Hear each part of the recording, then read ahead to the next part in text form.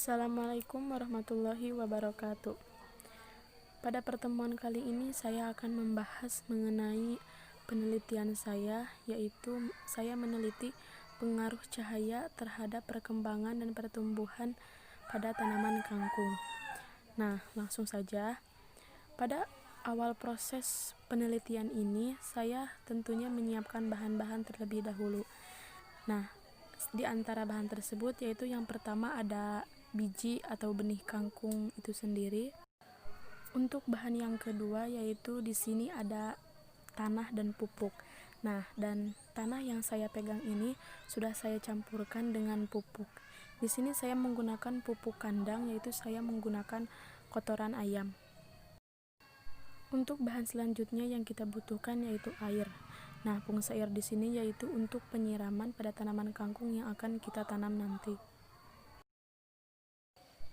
Untuk alat yang kita butuhkan di sini kita membutuhkan sendok. Fungsi sendok di sini yaitu untuk menggali tanahnya. Dan yang selanjutnya yaitu kita membutuhkan lidi untuk melubangi sisi-sisi pada polybag agar ada ruang. Untuk penanaman kangkung di dalam ruangan atau di tempat gelap yang tidak terpapar langsung oleh sinar matahari, di sini kita membutuhkan polybag. Nah, dan di sini saya sudah melubangi polybag ini menggunakan tusuk sate atau lidi yang sudah saya sebutkan. Setelah kita melalui proses penanaman dan penyiraman pada tanaman kangkung, di sini kita bisa lihat pertumbuhan kangkung ini setelah 4 hari dari proses penanaman dan penyiraman. Dan inilah pertumbuhan kangkung setelah proses penanaman dan penyiraman selama 4 hari ke belakang. Sebelumnya mohon maaf, di sini saya tidak mencantumkan video pertumbuhan dan perkembangan kangkung setelah 1, 2, dan 3 hari setelah proses penanaman dan penyiraman, dikarenakan video yang telah saya ambil hilang karena faktor reset HP. Nah, sekarang kita bisa lihat pertumbuhan kangkung setelah 6 hari dari proses penanaman dan penyiraman. Di sini bisa kita saksikan bahwa pertumbuhan dari kangkung ini cukup baik. Bisa kita lihat di sini pertumbuhan dan perkembangan kangkung setelah 14 hari dari proses penanaman dan penyiraman. Bisa kita saksikan di sini bahwa banyak sekali perubahan yang terjadi pada tanaman kangkung ini, mulai dari daunnya yang mulai melebar, batangnya yang mulai tinggi, dan juga diameter batangnya yang mulai agak membesar, juga mulai tumbuhnya kembang. Dan bisa kita lihat juga di sini yaitu ada beberapa daun yang mulai menguning dan juga ada beberapa daun yang mulai bolong karena adanya ulat.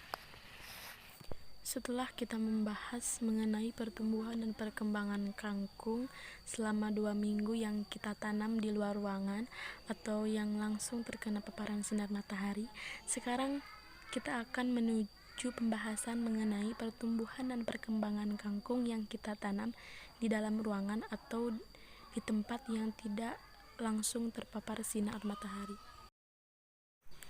Bisa kita saksikan di sini pertumbuhan kangkung yang kita tanam di dalam ruangan setelah 2 hari dari proses penanaman dan penyiraman. Di sini kita melakukan penyiraman pada tanaman ini sama dengan tanaman yang kita tanam di luar ruangan, yaitu setiap pagi dan di sore hari. Dan di sini bisa kita lihat bahwa pertumbuhannya yaitu dari biji sudah mulai tumbuh, ada batang, dan juga mulai ada sehelai daun. Nah, sekarang kita bisa lihat pertumbuhan dan perkembangan kangkung setelah 8 hari dari proses penanaman dan penyiraman kangkung yang kita tanam di dalam ruangan ini. Dan kita juga bisa lihat di sini bahwa kangkungnya sudah cukup layu ya. Setelah melakukan 5 kali pengukuran, di sini saya mendapatkan hasil dari pengukuran saya, yaitu di mana di sini saya mengukur tanaman kangkung ini mulai dari 4 hari, 6 hari, 10 hari, 12 hari, dan 14 hari setelah proses penanaman kangkung itu.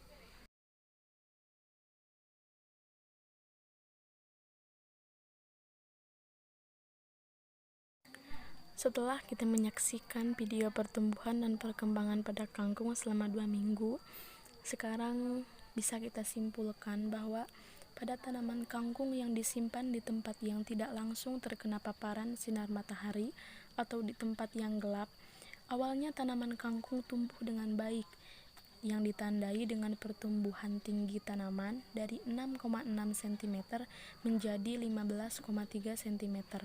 Namun, diameter batang tidak berubah dan awalnya daun berwarna hijau, tetapi lama-kelamaan warna daun menjadi menguning.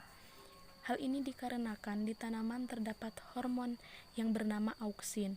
Hormon ini yang membantu tanaman agar dapat tumbuh tinggi.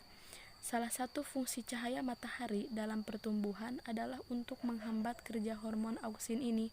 Pada tanaman kangkung ini, saya menghalangi cahaya matahari melalui penanaman di dalam ruangan, sehingga kerja hormon auksin tidak dapat terhambat, yang menyebabkan tanaman tumbuh tinggi tanpa diikuti dengan perkembangan.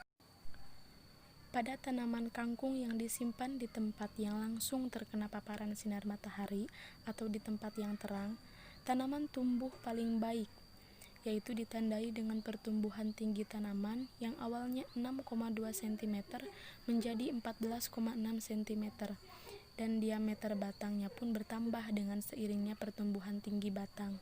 Hal ini dikarenakan cahaya matahari yang terkena tanaman cukup sehingga dapat memperlambat kerja hormon auksin, sehingga pertumbuhan dan perkembangan tanaman stabil atau pertumbuhan diiringi dengan perkembangan.